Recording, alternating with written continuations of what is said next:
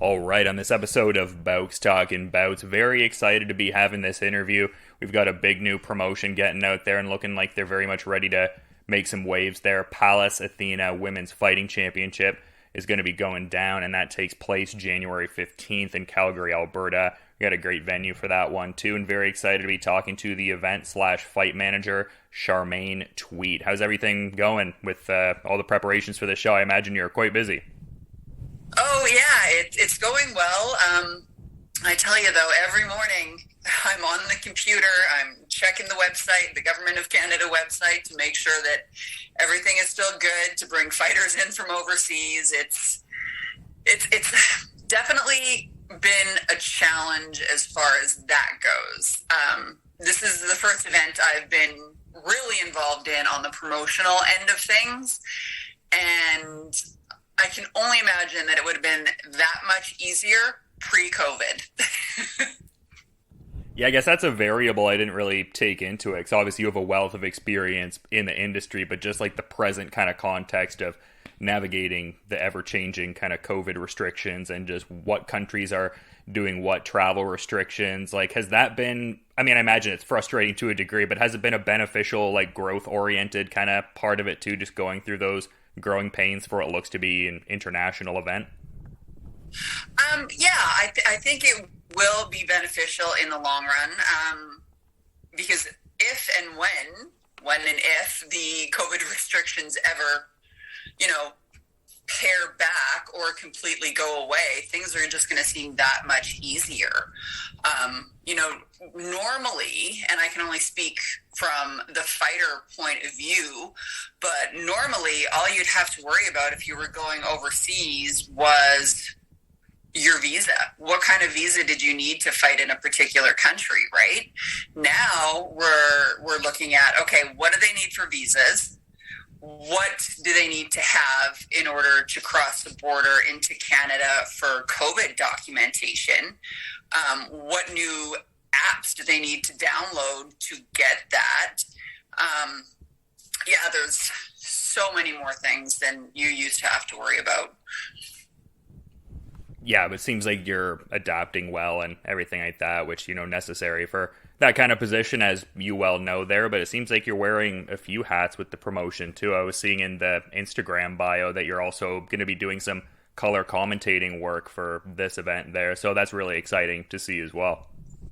Yeah, it's, that's one of the reasons I'm enjoying doing these interviews right now, too, is to get me used to talking again, right? Not that I wasn't talking before, but, for a little background, since I last fought, I actually became a correctional officer. So the type of discussions I would have are completely different. So it's nice to do these interviews and get used to the MMA world again, prior to me stepping into the cage to interview the girls. So rather than doing color commentary, because we've actually hired Felicia Spencer to come up and do the color commentary with our other two commentators, what I'm going to be doing is almost kind of like a Joe Rogan type role, where I will be interviewing the girls post-fight, pre-fight, that sort of thing. Well, that's a killer broadcast team there. I mean, yourself and also Felicia Spencer, very big names in Invicta FC over the years and whatnot. So that's going to be a great broadcast team for this kind of show. I kind of giggle because it's like we have no featherweights in the cage as of yet, but the featherweights that are going to be around the cage, I mean, it's just amazing the names we have. We have Felicia, we have myself, and then, of course, we have the GOAT, we have Cris Cyborg doing a guest appearance there. So it's really, really interesting, the talent that's going to be there inside the cage and outside of the cage. Yeah, it's a really star-studded event. I feel like each announcement that comes out from PAWFC just gets me more and more fired up. But you kind of mentioned that bit of a hiatus from the MMA world there and just different, professional obligations and stuff like that. Like, was there a level of I guess, needing to like renew the vigor in a sense? Like, was there like the distance yourself from it, like reignite the flame kind of dynamic, as it were, or just different professional obligations? You weren't, posting about MMA as much, etc. No, I had to step away from it and find something that was going to reinvigorate me. My last fight was actually a Thai boxing match in 2018, and I was looking down at the ring, and as I was watching all the other fights go on, because we were co-main event, so end of the night type of thing, and I was just looking down at the ring, and I was like, you know what? I don't want to do this anymore. Like, this is the last time I ever have to step in there. And I was tired, I was burned out, my body was breaking down, and at that point, I did not want to do it anymore. And what I found was that if I watched it or I involved myself in the MMA world, I'd start to get that itch again, but not quite enough to want to do it, right? So I don't know. It was a really weird time for me, because I think every fighter always thinks that they have one last one in them. And watching it would make me think, oh yeah, you know what? Like, I have one last one in me. And my body was telling me otherwise. But I didn't like that back and forth that was going on in my brain. So I just said, nope, I'm not watching it. I'm not talking about it. I'm not doing anything with MMA anymore. And then this summer, Alan and Clay had approached me, and they had actually approached me to fight. And I was still at the point where I was like, no, I don't really want to step in the cage. I don't want to do the work that it would take me to get down to fight weight. And no, I'm not really interested. And then they came at me with, how would you like to work for us then? And that sparked my interest. Just being able to, have like almost like a mentorship kind of role almost, because I love the dynamics with you being a competitive veteran of Invicta FC. And I mean, not that it's like derivative of the promotion per se, but almost like an Invicta FC of the North kind of vibe, just in as far as like creating that like, grassroots platform for the women to get like high level experience on like a very professional sort of show. So is there that kind of like martial arts legacy kind of thing, in the sense of like the student, but now like, imparting knowledge, teaching now kind of sense? Do you look at it in that kind of regard? Oh, 100%. I love the idea of being a mentor to the younger fighters. Like, there's so many things that I want to tell them to make sure that they do before they get too involved in the sport. Things to do while they're involved in the sport. The things to avoid. Like, one of my hot button issues was always the weight cut. I was 6 foot tall. I walked around at 165 pounds. And at that point in time, like, the way my fighter's brain worked, and I don't know how much it is with other girls in weight-based sports, but I walked around at 165 pounds, cut 20 pounds to make weight for a fight, and at 165 pounds, I thought I was fat. I thought that I carried so much excess weight on me that I did. I literally thought I was fat, like total body dysmorphia. And looking back now, I was like, oh my God, I was rail thin.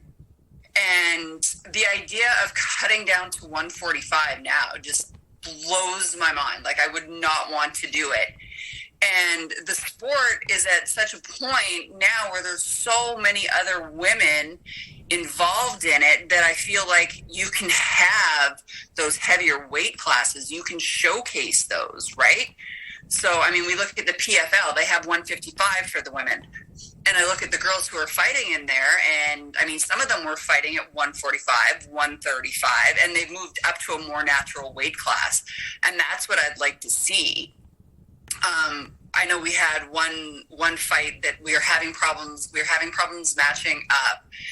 And I had said to the manager, I was like, you know what? Why don't we, they're both walking around at like 128. Why don't we just do a flyweight match for them instead of a strawweight, and not have them cut weight over Christmas? So that's kind of one of the big things I want to push, is there's so many more competitors out there now that you guys don't need to cut down to that lower weight class, especially if you're both doing it, right? Like, at that point, I find that it doesn't become who has better skill in the cage. It's who can cut weight more efficiently. And then you come back in at the exact same weights you guys were, 2 days prior to the fight. It makes no sense to me. So that's something that I definitely, in this role, would like to, and I don't want to say push, but it's something, it's kind of one of my personal mandates for the sport. Yeah, it just really shows the different permutations of the sport too. Like when you were cutting your teeth earlier on in like Regina and Calgary with Saturday night fights and hard knocks and stuff like that. And you talk about just those different lessons you've learned and just a lot of like, debutante opponents on the card, a couple fights into their career, that sort of thing. So it's awesome that these lessons are able to be imparted at this sort of point and from someone who has been cutting their teeth in that space in such a localized way as well. Yeah, and like I said, I'm excited to do it. I'm excited to, teach the young grasshoppers. Has there been any of the fighters reaching out to you about different things, even in the past, outside of this recent event sort of context there and everything like that? Like, because I imagine with somebody like your profile, like I said, someone who you had your debut pro MMA fight against Ronda Rousey, for instance, I imagine some of them have been looking out for different advice and trying to pick the brain, as it were. Not so much recently, but kind of midpoint in my career, I did have a few people reach out to me. I think there was one girl. Oh, I cannot remember her name. I'm pretty sure she was from Australia, though, and they had a reality-based TV show that she was on, and she had contacted me, and I gave her a little bit of advice, and yeah, that's the one that really sticks out in my mind, but I cannot remember her name for the life of me, and I feel awful about that. It's been hit in the head a few times. My memory's not what it used to be. Oh, you've been in there with some heavy hitters. I mean, you mentioned Cris Cyborg earlier on. I mean, that was a former opponent too, and that's kind of a cool part of martial arts culture in general, I find. Like, I imagine there's still that level of mutual respect and just that camaraderie that comes from sharing that space and competing on that given night.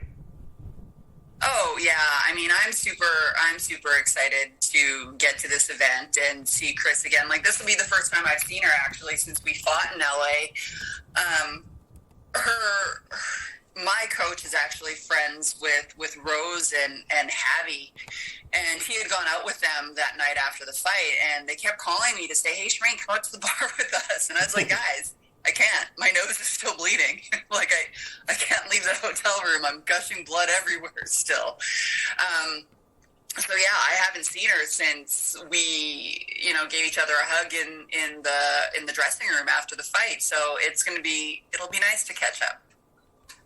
Well, that's a really cool kind of component there. I didn't know that it had been that period of time since you two had seen each other, but that's really cool. And just speaking to this card, I mean, I mentioned earlier some of the, debutante kind of opponents or people just earlier on in their careers, but a pair of title fights topping the marquee too, I think is a good look. And I kind of wanted to talk about that Sarah Kaufman fight taking on Claudia Leite and everything like that for the Bantamweight Championship. Like, how did that fight come together? And just also, what are your thoughts on that specific matchup topping the first show?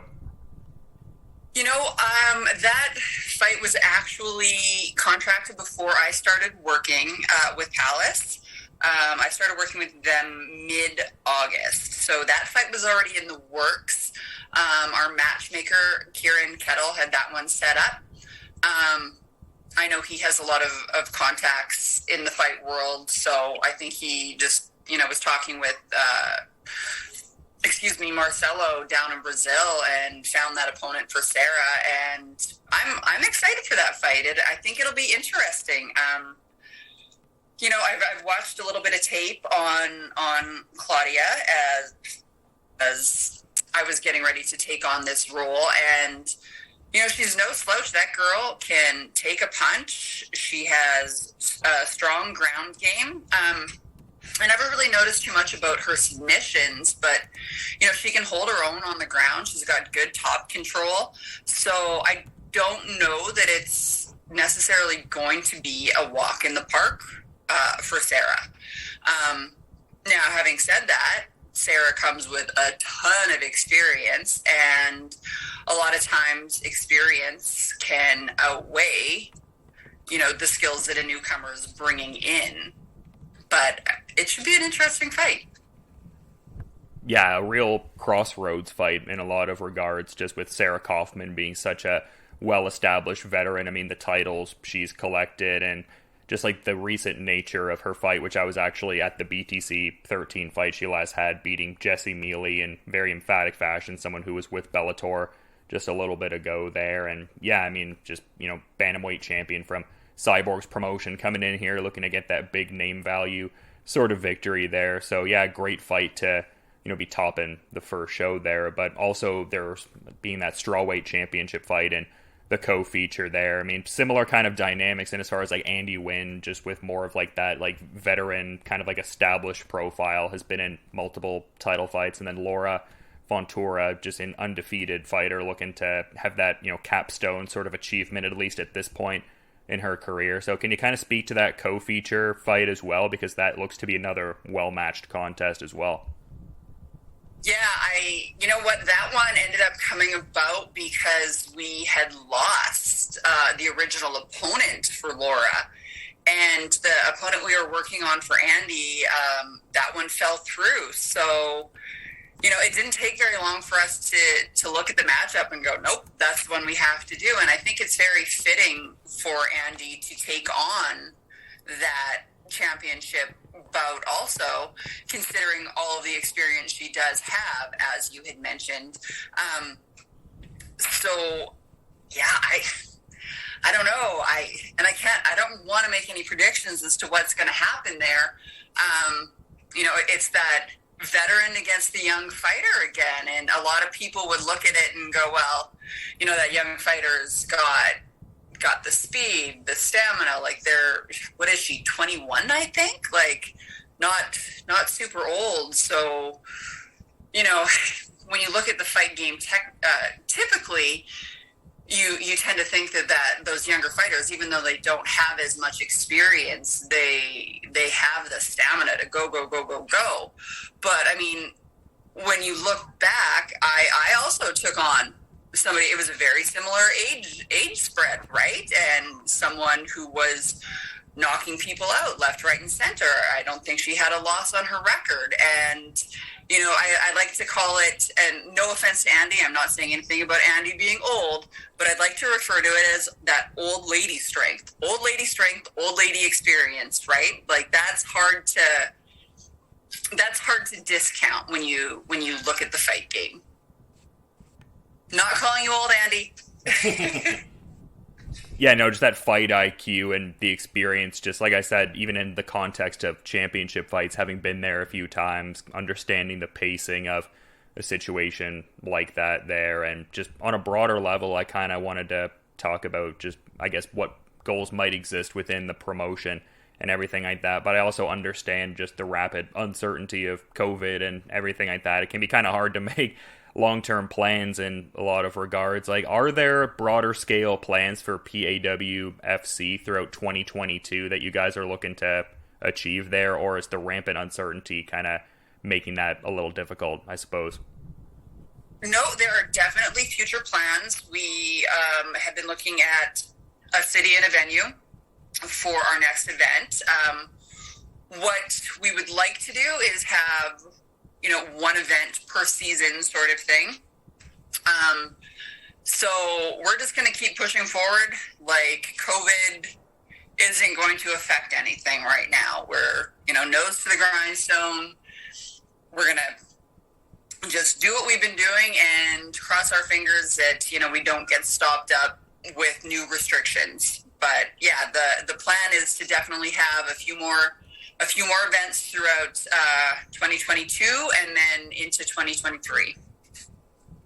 Well, I feel like you're in a good place to facilitate having the shows, because in Calgary and then also Edmonton, it seems like some of those localized commissions have done well in putting on some of the last few shows there. So that probably gives a level of confidence, just that there's that instantiated sort of surrounding framework where seems like people are helping and there's that fluidity to it.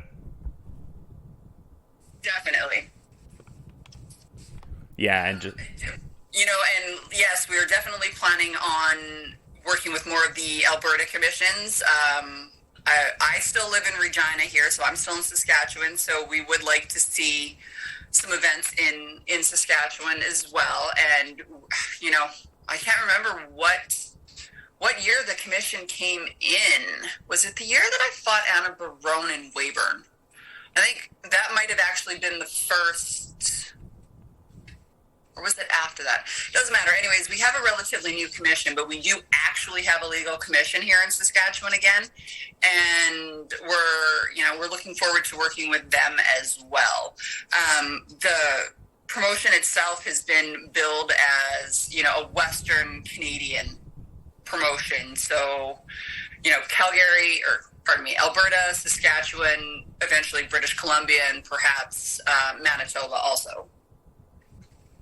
I think especially, the Manitoba area has had a bit of action, I suppose, but the Regina area, it would be cool to see some of that, because I've actually been working on a Canadian MMA history project for a little while, and there is certainly some Saskatchewan history there. Like I'd kind of mentioned Saturday night fights earlier and different stuff like that, but that would be really cool to kind of exist in that space, because there's definitely, I guess, a lot of legacy to carve out in that given space, and to have like that promotion really waving the flag in a big way for, just the whole history of the scene in general and stuff like that. Like, do you think of it in that kind of historical context? You've been in that scene for quite a while and know those dynamics too. I haven't really thought about the historical context of Saskatchewan, really, ever, actually. And, people talk to me about being a pioneer, and I just kind of laugh them off. I'm like, I'm not a pioneer. Like, there's so many women before me that pioneered this sport. But, like I said, never really thought of it as pioneering in Saskatchewan specifically. Definitely pioneering in Canada as, the first, as far as I know, only women's promotion in the country. And I think that's huge.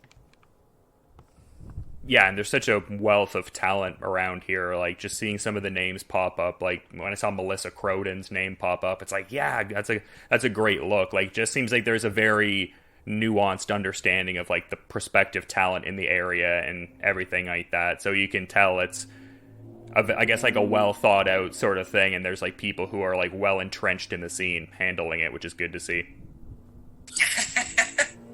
I agree.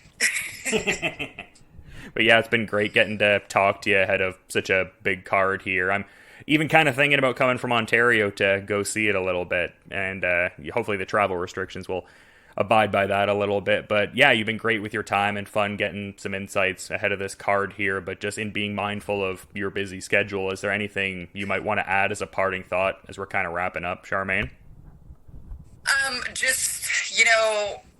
Go on to the website. The Facebook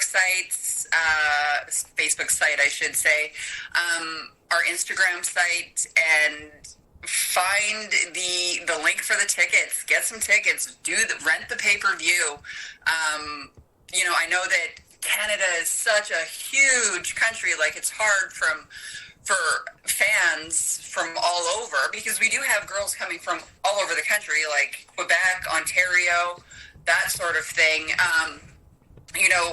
Make sure that you find the links, buy the pay-per-views, support your fighters. If you do know some of the girls on the cards, check out their Instagrams. They have links to the pay-per-view. They have links to the tickets. There is an incentive program for them to have their fans, their family, their friends watch the pay-per-view. So get out there, support your local fighters, support your favorite fighters, help support Pallas Athena so that we can continue supporting the girls and furthering their careers.